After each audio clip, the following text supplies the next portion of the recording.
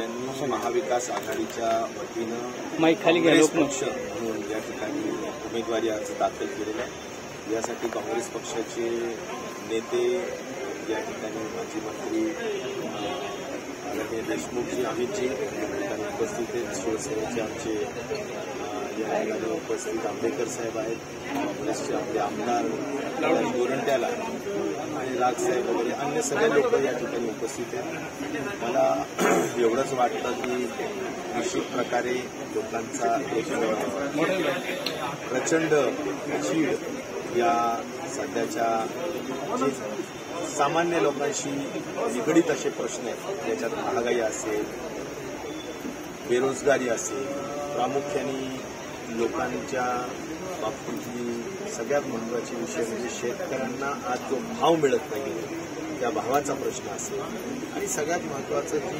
नैतिकता नीतिमत्ता सोडून जी पक्षाच्या फोडाफोडी करण्यात आलेल्या त्या सगळ्यांबद्दलची महाराष्ट्रासारख्या पुरोगामी राज्याला निश्चित प्रकारे सामान्य जनतेमध्ये एक चीड आहे आणि याचा उद्रेक लोकांना निश्चित प्रकारे पाहायला मिळेल आणि कल्याणकारी चांगल्या पद्धतीने निवडून येतील असं आमच्यासाठी 400चा आकडा दावा केला जातो, महाराष्ट्रात 45चा आकडा दावा केला जातो, याच्याकडे कसं बघता तुम्ही?